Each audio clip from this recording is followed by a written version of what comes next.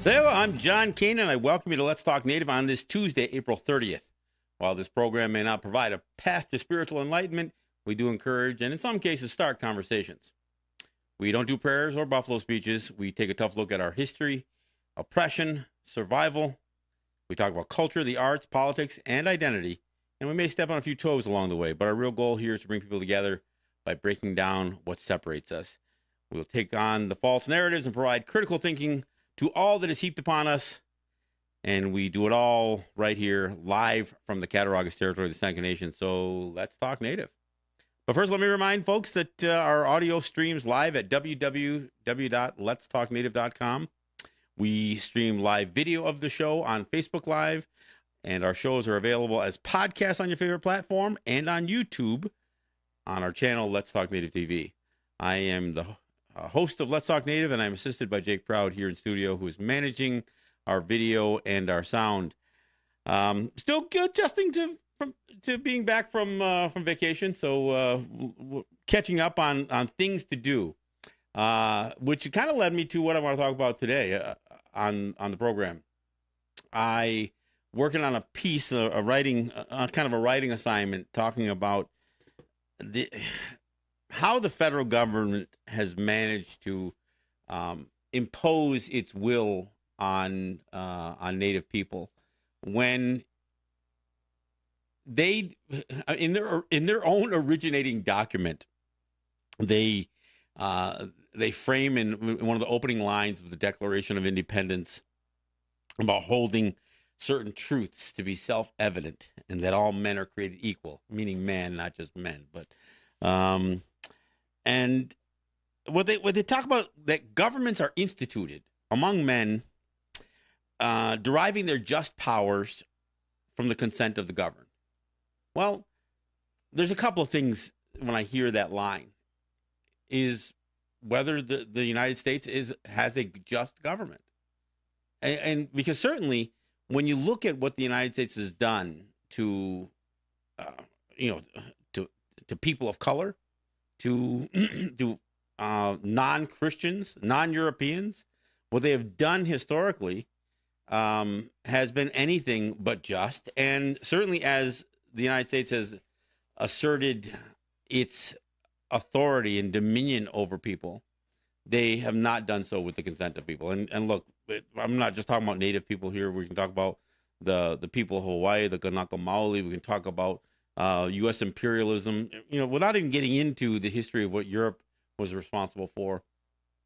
We can talk plenty about how much the United States has asserted authority over people that they certainly had no consent from. And that consent is a big issue. It's ironic that it's a part of their originating document, and then when you fast forward to something like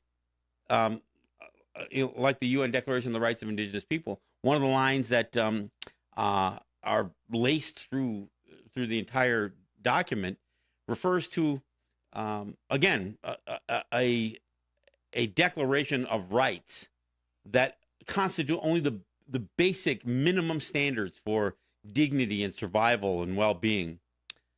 But one of the things that's asserted through the whole document has to do with free, prior, and informed consent. So consent is what the entire world has now acknowledged has to be a factor in any kind of justice. You cannot assert authority over a people against their will.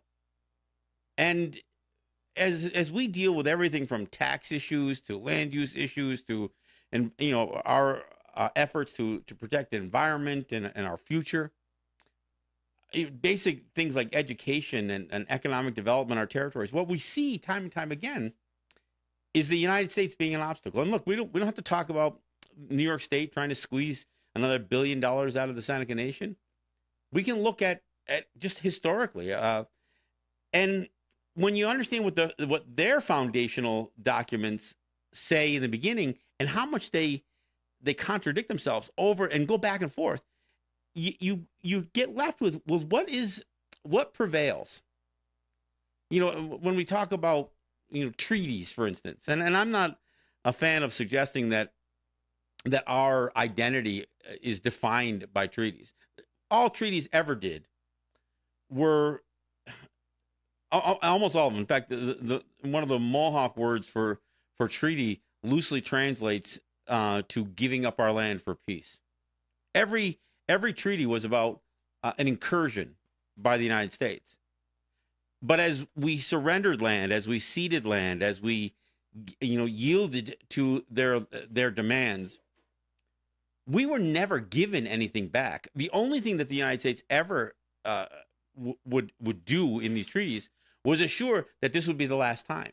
They would make certain assurances that we would not be disturbed, that the land that we retained was ours. There was all these assurances that the United States, but none of these were grants. None of these were gifts or rights that were given to us. They were just acknowledgement. It's kind of like when people forget and don't realize that the Bill of Rights, for instance, those aren't rights that the United States is giving.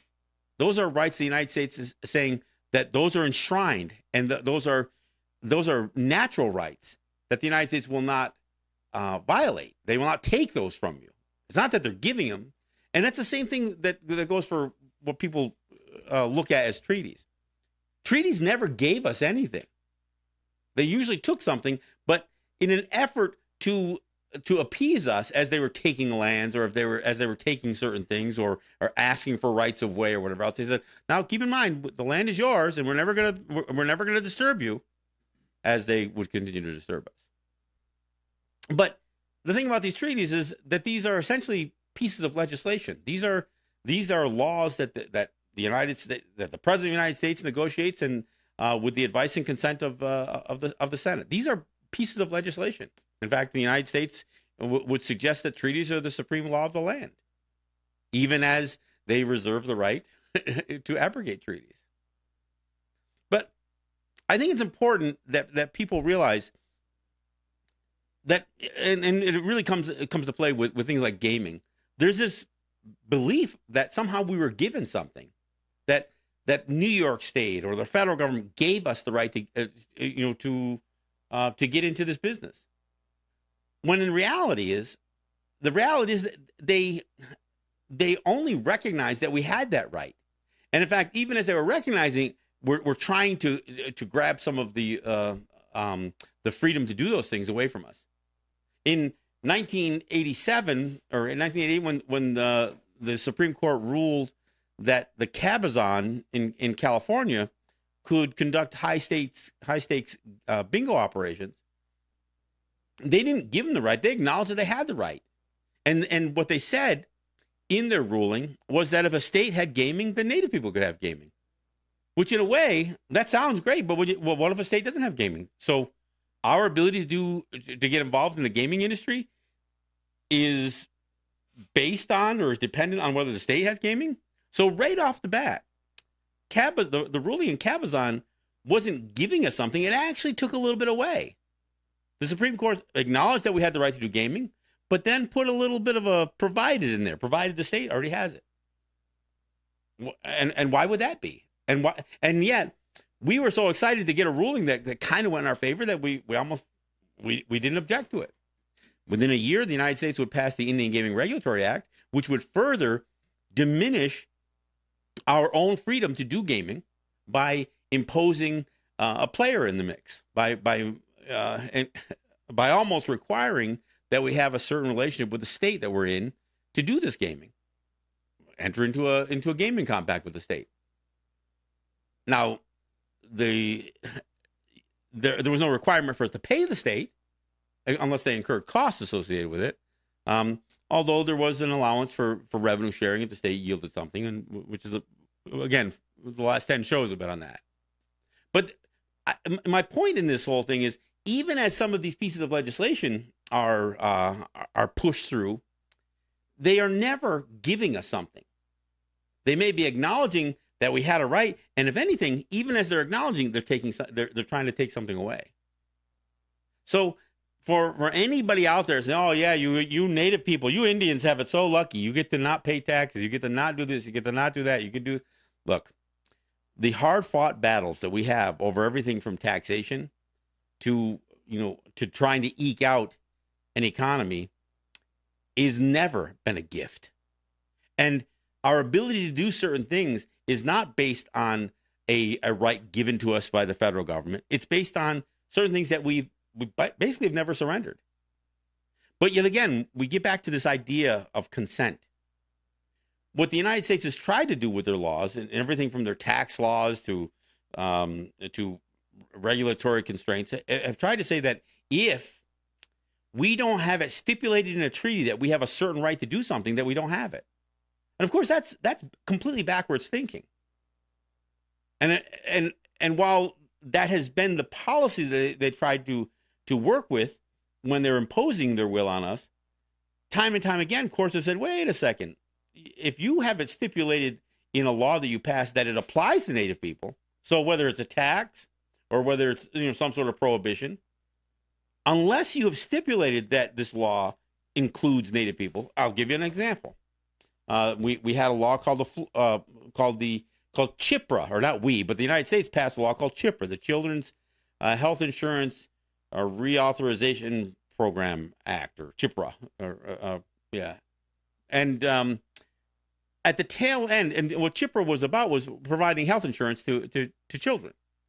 And the Republicans insisted the Democrats had to come up with a way to pay for it. So this was passed during the Obama administration, 2009, I believe.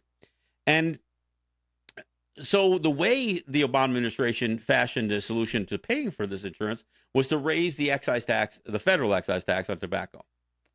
And so in doing so, and they raised it significantly from like $3.60 up to $10 a carton, which is, almost tripled the price of it. So, but they also put at the very end of that that description of what would happen with this increase in the excise tax to pay for CHIPRA, they said they were imposing what they call the floor tax. And the floor tax was designed so to prevent a major manufacturer or a major wholesaler from clearing a bunch of product at the old tax rate to sit on their floor to sell, to create a glut of tobacco at the old tax rate to sell after the taxes went up. It was to prevent major manufacturers and wholesalers from creating a windfall, because they were going to raise the price, even though they cleared that product through customs and through their through the excise tax bonded warehouses. They cleared that at the old rate. So this was to prevent that. Now, there was nothing in the legislation that suggested that the floor tax applied to product that we purchased, native retailers or wholesalers would purchase out of the U.S. commerce stream and sitting on the shelves, let's say, of a smoke shop or a warehouse. There was nothing to suggest that the floor tax was intended to apply to us. In fact, when asking both one of the New York State, one of the senators from New York, Kirsten Gillibrand, and one of the congressmen, Brian Higgins, asking their office whether there was any conversation or any legislative intent to apply this to product that we had that had entered our commerce stream, they said, no, you never came up. So the question ends up being, was there legislative intent for the law to apply? I raised that issue all the way to the White House. Went to the Obama White House and spoke with staffers there about this issue, and could never get them to fully concur. Although almost nobody who had held back from paying floor tax ended up paying it. But so this ends up being the question: if they pass a law, how generally should that law be applied? This is what comes back to us when we talk about income tax. If you talk to the Internal Revenue Service or any taxing authority, in fact, even many of the state taxing authorities will insist that those taxes apply to us. Their taxes that apply to non-Native people are generally applicable to us, even though there's no language. I mean, keep in mind, the Internal Revenue Service, or more specifically, federal income tax, didn't even become a thing, at least broadly, until 1913. In 1913, and we could argue, and many would argue about what our status is today, but in 1913, it was clear that Native people were not U.S. citizens. A few may have been accepted to be U.S. citizens, but it was clear that that Native people were not a part of the U.S. citizenry. And in fact, it would be 1924 that the United States would try to pass a broad declaration that Native people were declared citizens. If we were born on U.S. territory, they were, but also even in that law they said, but nothing in this declaration should restrict any of our property rights, whether it's through what they call it tribal properties or personal property. Which, if the United States is trying to tax us, then either they can't,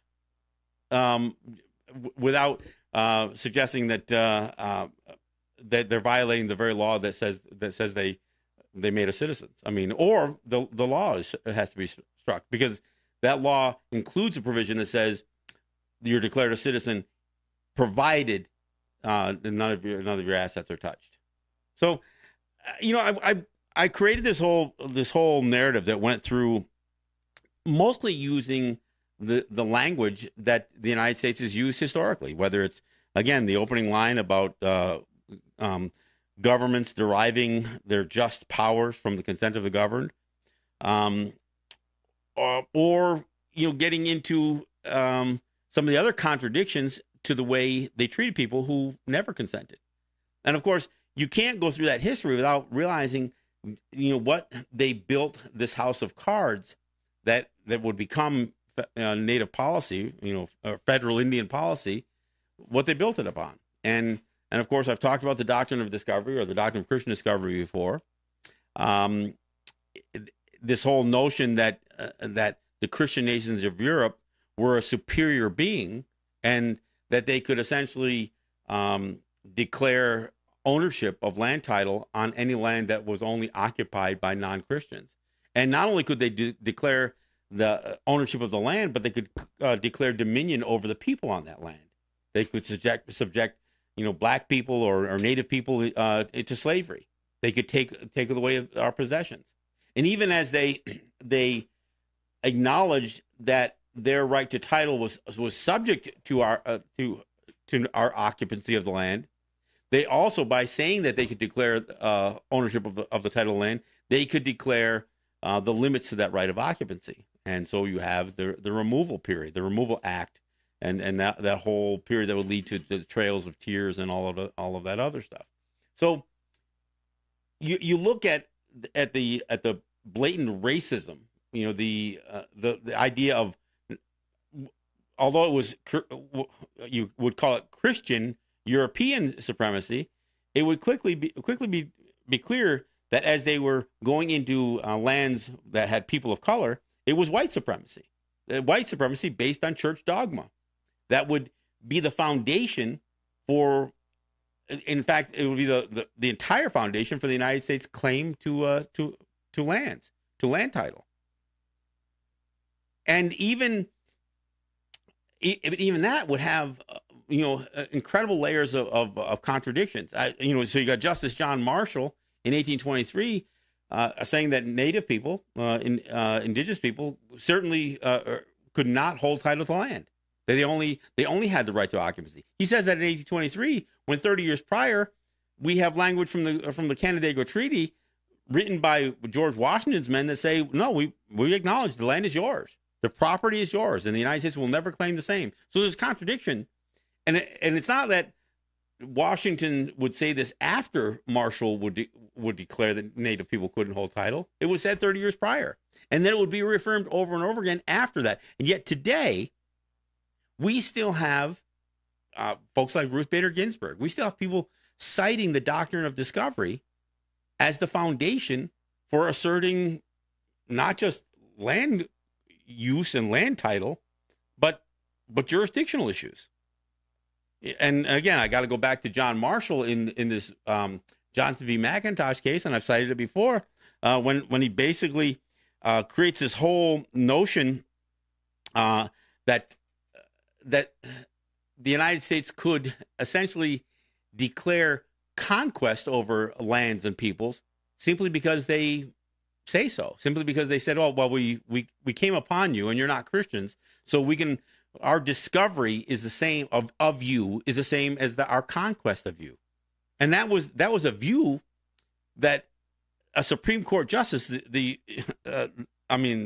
Chief Justice of the Supreme Court, would lay a foundation out there in 1823, and he would also even qualify by it farther, and suggest that if you assert this policy and they can sustain it, then it becomes law that can't be questioned. This is that whole notion of what the United States calls stare decisis, this idea of standing law, and this that precedents can be established that you can build more laws on top of, even if those laws are unjust, even if those laws are not coming from the consent of the people that they're trying to govern or subjugate.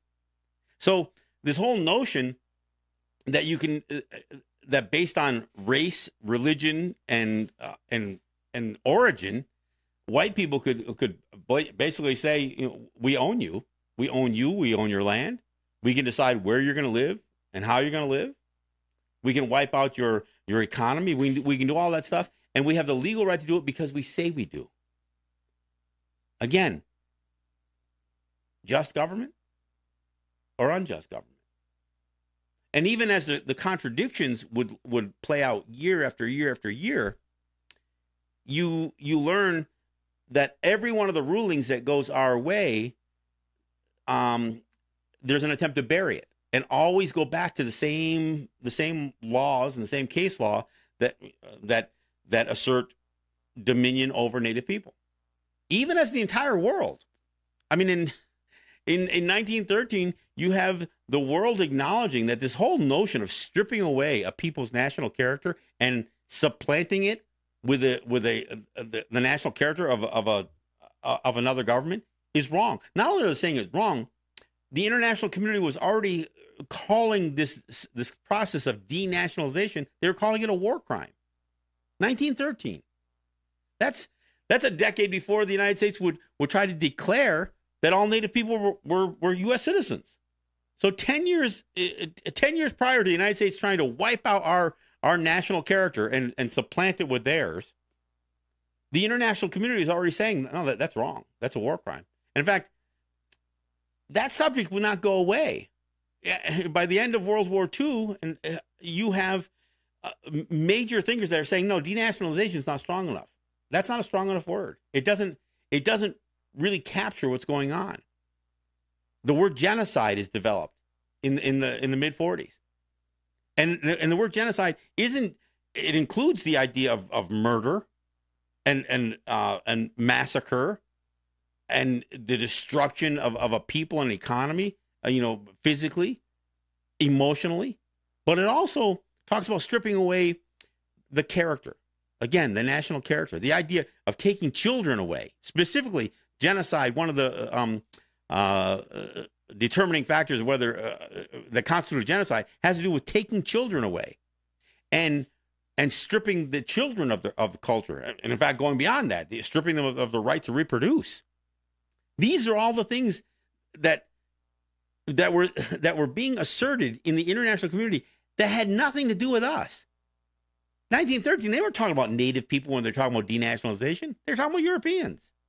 In 1945, they weren't concerned about Native people who were the victims of genocide. They were talking about white people being the victims of genocide because of the conflicts that were these global conflicts. It didn't start from the Middle East. They didn't even really start with folks like Japan. They started in Europe. So this was their attempt to stop the aggression amongst white people. They didn't care about what was still happening. Black people would be, living, living with overt racism. Native people would be living it for decades after that. But then we become aware of what some of their language is. We get to a place where we start pushing for the international community. When are you going to say something? When you want to do your Declaration of Human Rights, well, when are you going to make sure that those human rights include Native people? It wouldn't be until 2007 that the international community would finally say, look, we got to be real clear. that the Declaration of Human Rights, not only does it does it apply to indigenous people, but there are certain basic bare minimum rights that indigenous people must have afforded to them by member states of the United Nations for their mere survival. And that's when the UN Declaration on the Rights of Indigenous People comes from. It's not a perfect document by any means. It's the bare minimum. But it would take that long as this discussion about injustice, the imposition of governing authority over people who never consented to it. It wouldn't be until 2007 that the international community would finally say, we should we're going to create a non-binding declaration so we can at least say what we feel. Hey, we're at the bottom of the hour, so we'll take a break and we'll come back. We'll talk a little bit more about just government and consent when we come back. This is John Kane. This is Let's Talk Native.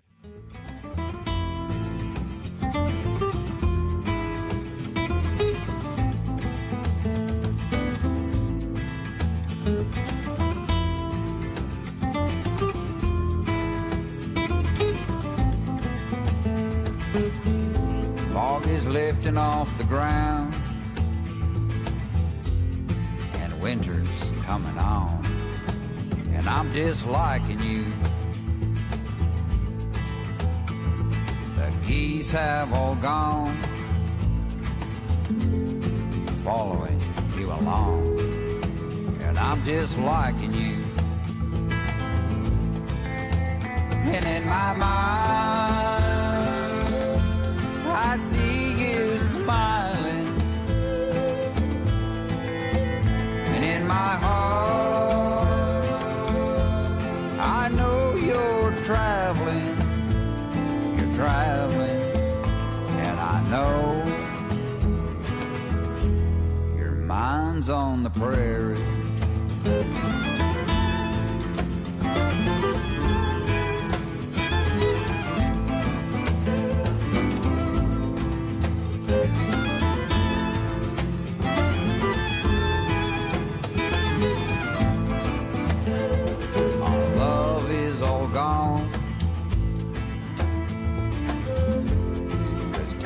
Pushed it on, and I'm disliking you.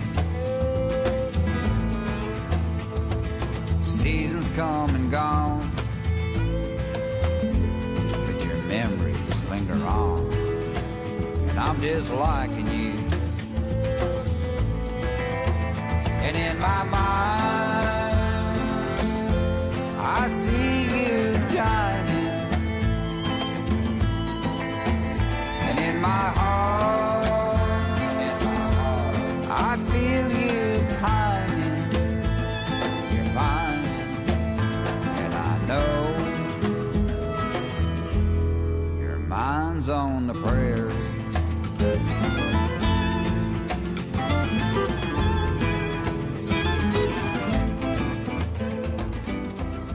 All right, thanks for coming back. This is John Kane, and this is Let's Talk Native. I want to thank our sponsors. Let's Talk Native is sponsored by Ross and Holly John and the RJE family of businesses, Eric White and ERW Enterprises, and a few others who some that contribute on a regular basis, and some who do it occasionally. But I thank all of you, especially those of you who support me in the work that we do here on a regular basis. That allows us to do this show and our show every Thursday in New York City as well. Look, I'm really grateful for that kind of consistent support. But I also need to thank those of you who share the show. My wife, in particular, who shares our Facebook live stream on many group pages. And I want to thank those of you who allow us to use your group pages as a place to drop our videos and help spread the conversation that we're having here. I thank all of you who help us spread the word and keep a conversation going. Look, I do make mention of the UN Declaration on the Rights of Indigenous Peoples, and I see. Look, I don't disagree. It is, it's not much more than lip service, but it can be more than that. Not because the UN may never give it any real bite. It may never give it any real force beyond being a non-binding agreement, but because the UN is a platform for raising these issues and again calling out and shaming the United States for not only failing to even vote for this thing when it was first proposed in 2007. They and Canada, Australia, and New Zealand voted against it in 2007. They backed away from that position and then began to embrace the aspirations of the agreement, as they said. But again, the United States says we embrace the aspirations of the agreement, provided it doesn't conflict with our laws, which is really part of the problem. One of the things, and I read it all the time.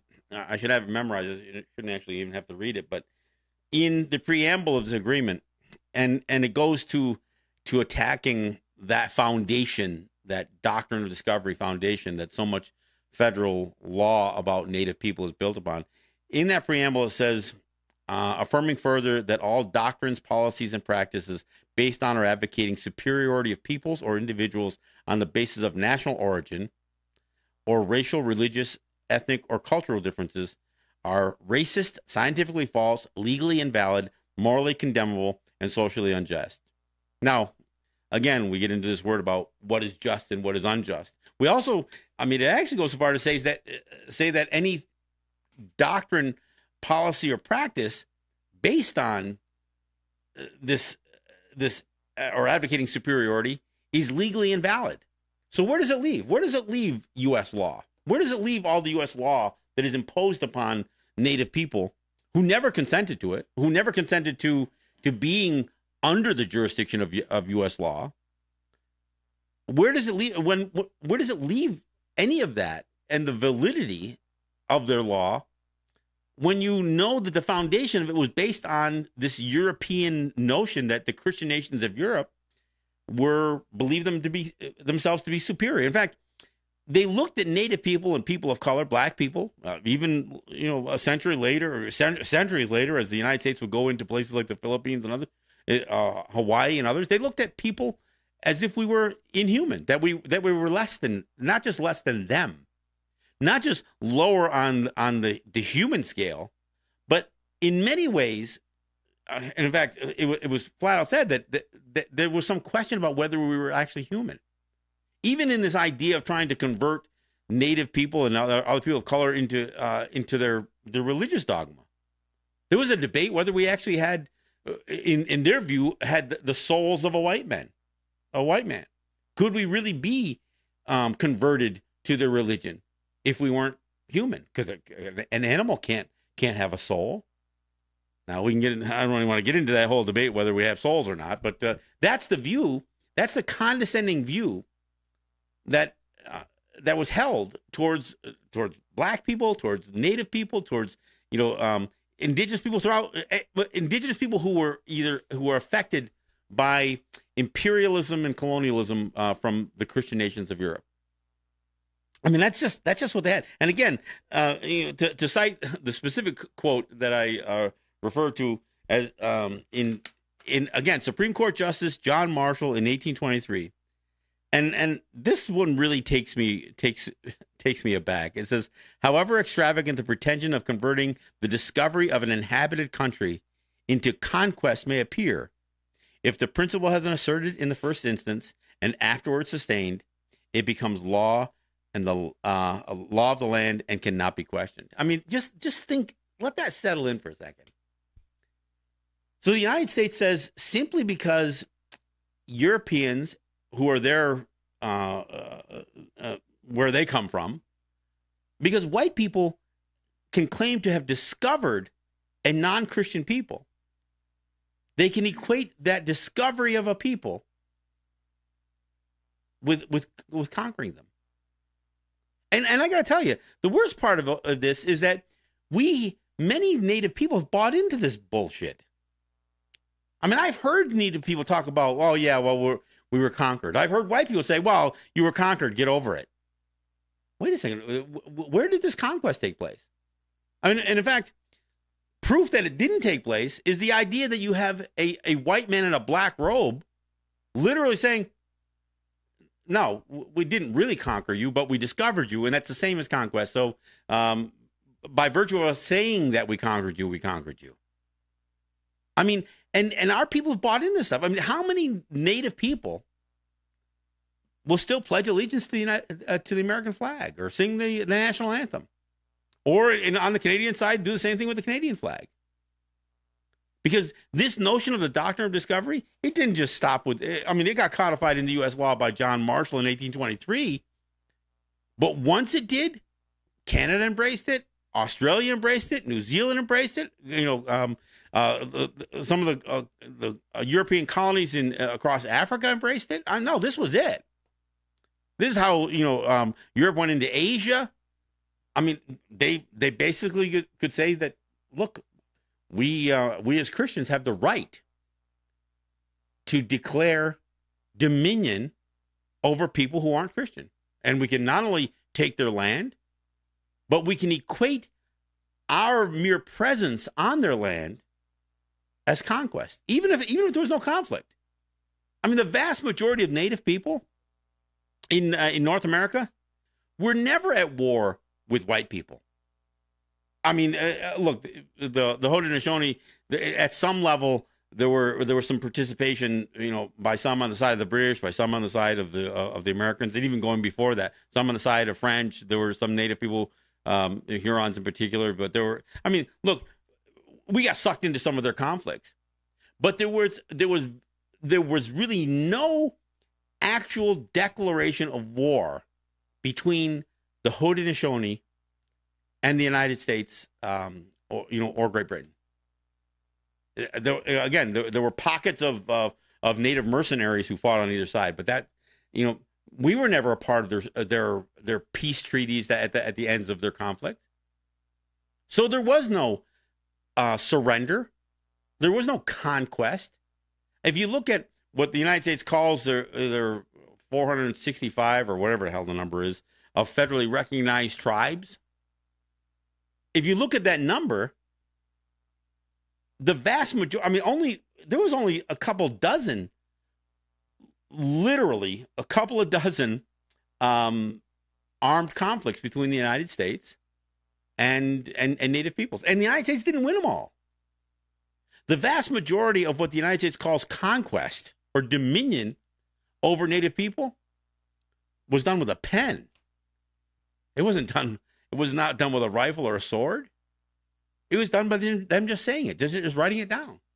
Well, we claim and that's where you get into this whole idea of a just governance that derives their just power from the consent of the governed. Where does that come from?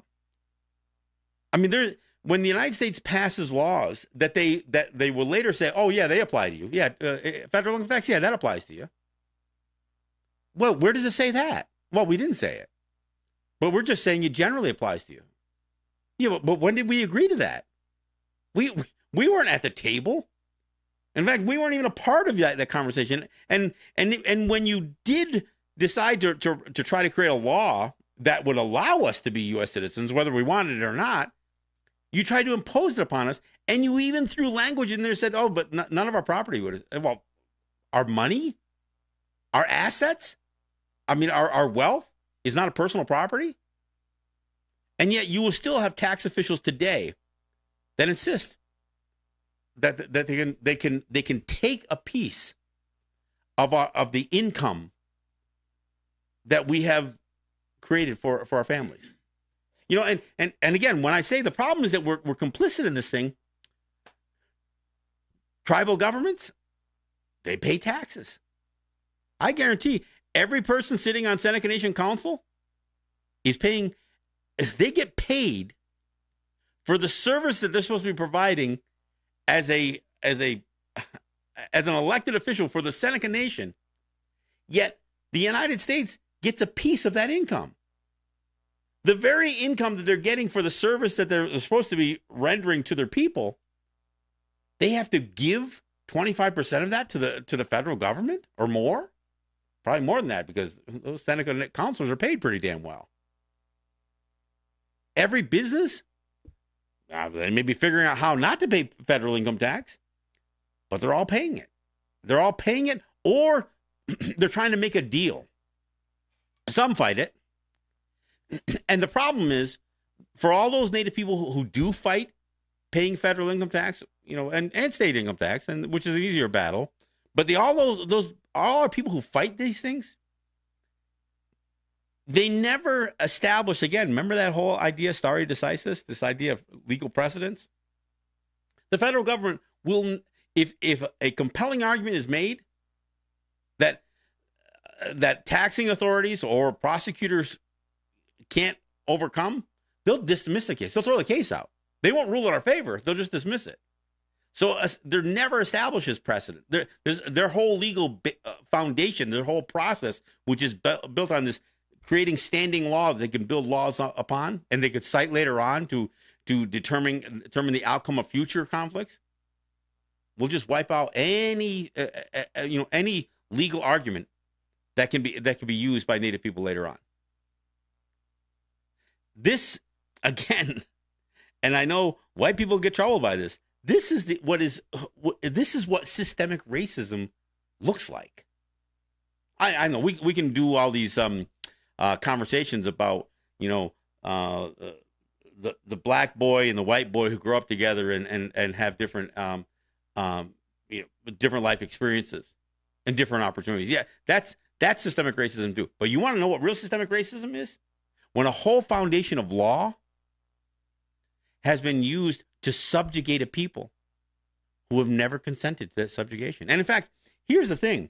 With Native people in particular, there is no place, there's no document, there's no treaty, there is no event, like a conflict or a resolution. There's nothing that ever says this is the day that Native land became U.S. land. The title of the land went to the United States or went to New York State. I mean, the Seneca territories, as we do this show from the Cattaraugus territory of Seneca Nation, there is no basis for New York State or the United States to say that the land that we are broadcasting from here is a part of New York State or the United States. There's no point in history where they can say, oh yeah, that's when that happened. It didn't happen. Yet, you cannot have a conversation with a state or federal politician that, or certainly anybody from law enforcement or a judge who can wrap their head around the concept that a piece of land can exist, that they right here within this landmass that the United States can't legally claim. They can't even wrap their heads around it. Although, if you ask them, well, then you must be able to provide some foundational document that says when the Cattaraugus territory of Seneca Nation or the Allegheny territory of Seneca Nation, when it became part of the United States or New York State. Give me the information. I'd love to see it. They can't produce it. They can't produce when there was ever an agreement to yield jurisdiction to New York State. I mean, they pass laws. I mean, they can pass a law, say they have jurisdiction, but again, just powers come from the consent of the governed. So when the U.S. passed, when the federal government passed U.S. 232 and 233, which granted state certain jurisdiction over civil and criminal matters, we didn't yield to that. Seneca Nation didn't yield to that. There's case after case after case where when you get into the nitty gritty of not just stipulations and treaties, but the absence of any foundational legal argument that gives a state power or the federal government power, you can find case after case where courts have had to say, look, it doesn't exist. Even Clarence Thomas, there's a case called U.S. v. Lera. Billy Joel Lera, Native guy, not a nice guy, beats the crap out of his wife. She's Native also, but from another territory. She finally gets a restraining order and says, Billy Joe, you cannot even come. And she gets it from her tribe, right? So from her own Native government. And he is prohibited from even coming onto the territory. And sure enough, Billy Joe Lera shows up anyway. She and the tribal police show up. And they try to restrain him, and he punches out one of the cops. So he gets charged with assaulting a tribal officer. And then the federal government, because among the tribal officers was a BIA Office of Tribal Justice officer, they say, well, we're going to charge you with assaulting a federal officer. And Billy Joel Lera says, wait a second, you can't charge me with that. That's double jeopardy. And the thing is, it's a strange circumstance where you have a native guy arguing that the federal government, can't charge him with a crime that he was already charged with by tribal court because they're somehow connected, that the tribal court gets its authority from the federal government. And you get a U.S. prosecutor who's arguing the opposite, saying, no, tribal police get their authority not from the federal government, but from inherent sovereignty. Billy Joel Lera actually loses. He gets charged with assaulting a federal officer. So Clarence Thomas looks at that case and gets really concerned about the fact that all of this myth that has been created about Congress having plenary powers which means absolute power over Native people. He says, I don't see where it comes from. Because the argument they try to say is that the Constitution intended for Congress to have power over Native people, and they wrote it into the Constitution they always usually try to cite the Commerce Clause of the U.S. Constitution, and that's again Article 1, Section 8 of the U.S. Constitution. And all that Article 1, Section 8 says is that Congress shall have the power to regulate commerce with foreign nations, among several states, and with Indian tribes. That's the line. That line is what courts have tried to suggest creates this absolute authority for Congress to adjudicate and to regulate the metes and bounds of native sovereignty based on that. But there's clearly a misreading there, because it doesn't say that Congress has the power to regulate the commerce of Native people or commerce among Native people. It says among several states. But it uses the exact same language about Congress regulating the commerce with foreign nations. That's commerce with foreign nations. They use the exact same language when it comes to us. They said, and with Indian tribes. So the only way you could assume that Congress, was afforded absolute power over Native people is to say that somehow Congress afforded, or the Constitution afforded Congress absolute power over all foreign governments, which obviously is not true. But Clarence Thomas, on the basis of this Billy Joel Lera case, says, that the courts have been schizophrenic. They rule one way and they rule the other way, and they never resolve the conflict. And so this whole idea that a court and a legal system based on this idea of established, again, stare decisis, established standing law, that's the principle by which you can determine whether laws are just or not, when they aren't just, when they contradict each other, and the contradictions are never resolved. They actually do something. They try to create what they call legislative fixes when they find themselves in the situation. And there have been all kinds of legislative fixes. The United States is always trying to fix the mess that they created because they won't back it all the way up and say, look, we've got to. Clarence Thomas almost goes there. He says, I don't know that we can determine that the United States has jurisdiction over Native people. He's not happy about it. He would love to see them fix it, because I don't think Clarence Thomas wants the United States not to have jurisdiction over Native people. He just doesn't see where the legal basis for it is. And he's not even a fan of ours. But I'll tell you, even recently, just last month, there was a ruling in the Yakima they're trying to charge them like millions of dollars. One company who state taxes in Washington State for transporting tobacco and maybe even fuel across on state highways. And they literally have language in a treaty that talks about transporting goods, freely transporting goods and services.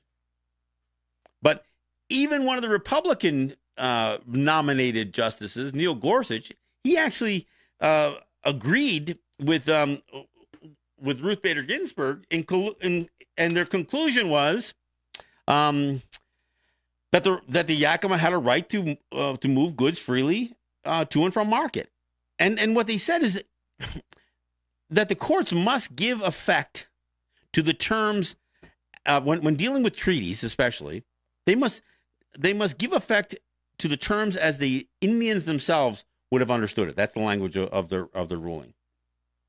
And he suggests that no matter in that same case, there is no evidence, especially if you look at other cases, there's no evidence that even when there's an effort to compare us to the non-native population, or afford something that we have in common with the non-native population, there's nothing that places us in the same category as non-native people. That was just last month. So this, again, highlights the contradictions that exist in state and federal law. And I'll tell you another thing when it comes to these contradictions, these ambiguities. Court after court after court has held that in the case of ambiguity, the courts must rule in favor of Native people. And of course, part of the reason they base part of that ruling is that they assume that we aren't sophisticated enough to know the intricacies of federal law and what all that's legal mumbo jumbo, or the English language for that matter, what it all means. And so they know that when these laws are crafted, that there's supposed to be skilled legislators. There's skilled lawyers involved in this stuff. And if they can't be skilled enough to prevent ambiguity, then shame on them. If ambiguity is created under their guidance, then the courts have said then you have to, if there's a way that Native people can interpret that law or that treaty or whatever to mean this, then you've got to go with what their interpretation is. Funny thing about that arbitration panel that ruled against the Senecas, they knew that the language of a contract between the Senecas and New York State didn't have language that would have payments continue for another 7 years after a 14-year term. They knew that not only did the Pataki administration not include language in 2002, but the Cuomo administration never addressed the silence of payments past 14 years in those benchmarks, in those milestones that the state had to meet if they had any questions about the compact going forward.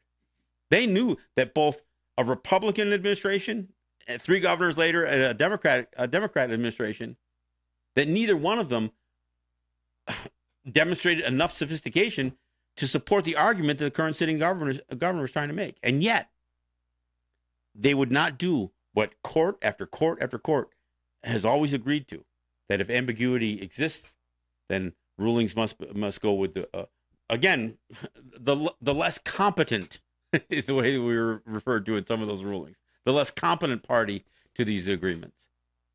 And the reality is, the Senecas were plenty competent, and that's why the language only called for payments through 14 years. That's just an example. Again, the other example is this case out in Washington State just last month. So these contradictions don't just create ambiguity; they create conflict, and not enough of us. And certainly there aren't enough people in the legal profession that are prepared to take the argument that U.S. law cannot be broadly applied against Native people. Most lawyers won't take that on. Most tax lawyers won't take it on. Criminal lawyers won't take it on. International lawyers won't take it on. So we end up in this battle. And of course, when you look at tribal governments, most of them are paying their taxes. Most of them they're looking for loopholes. They're looking for loopholes in tax law. They're looking for ways around confronting these issues. Even this issue with New York State. Seneca Nation's going to look for a way around it. instead of addressing it straight on. This is the problem that exists. And frankly, if you take it on and you lose, that's what's expected. So we don't take it on. And listening to Ruth Bader Ginsburg cite the doctrine of discovery in 2005, that on one hand is this terrible tragedy. But on the other hand, think about that. A liberal Supreme Court justice, Jewish liberal Supreme Court justice, is forced to rely on Christian dogma to support a ruling that she wants to make, that she already knows the way she wants to rule. She's got to resort to a racist Christian doctrine. Man, that's a pretty weak legal system. So bad rulings are not the most terrible thing, folks. So if we're so afraid to take on these cases because we're afraid that we're going to get a bad ruling, let them rule against us. Let two white men on our arbitration panel rewrite the Seneca Nation Compact, and we'll still fight it. Let Ruth Bader Ginsburg cite the doctrine of Christian discovery, a racist, legally invalid, socially and morally unjust practice. Let her cite that as the basis for her ruling, because we'll topple it. We'll make that house of cards fall. We just have to be willing to try. So, consent to the governed? I don't think so. This is John Kane. This is Let's Talk Native. We'll see you in a few days.